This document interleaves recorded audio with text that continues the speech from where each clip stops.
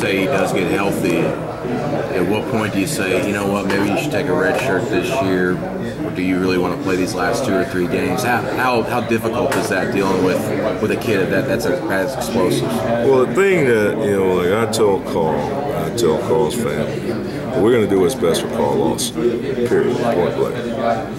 We're not going to do anything to jeopardize him in his career. He's an outstanding young man. Obviously we would be a better football team with Carl Lawson. If he was up and running, I'd be a better D-line with Carl Lawson. But at the same time, we got to look out what's best for Carl Lawson. And if it comes a point in time where the doctor says clear, that it's safe, he can return, then we'll have to visit that at that time. I don't really want to play the what if game right now because you don't really know what those scenarios are going to be at that particular time. So at that particular time, we'll sit there and assess it. And if it's best for Carl and it's the best for Auburn, then we'll make the decision that benefits both. You got a lot of guys. I mean, you got numbers. You got. How valuable is that? And do you have a grip on how you're gonna rotate them? Well, we have quantity.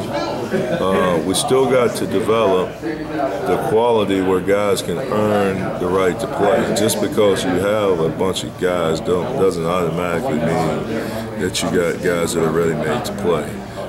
So it's a work in progress. I like the way the guys have approached camp thus far.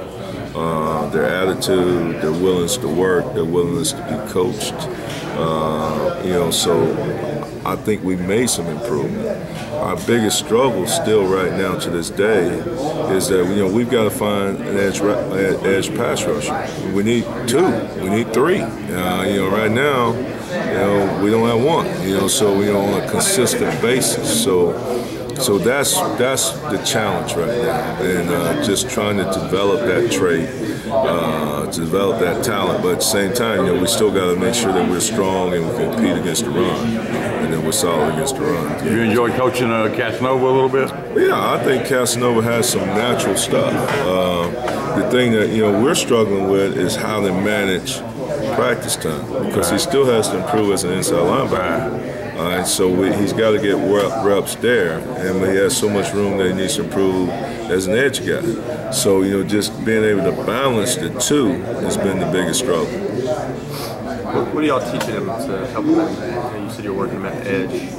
We're just working on his fundamentals. It's a different fundamental to be an edge rusher than to be in the box linebacker. It's 2 totally different worlds. In pass situations, the inside backer, he's dropping. Choke the curl, middle hole, boom, boom. As a pass rusher, you got to be rushing that quarterback. You got to learn to use his hands, flip his hips, affect the throw of the quarterback. So you're talking about 2 different skill sets. So you got to be able to work, both situations. But I think we're a better football team that when we're in our dime personnel, that with him out there as a defensive end rushing the quarterback versus standing over on the sideline with me, I think we'll get more value.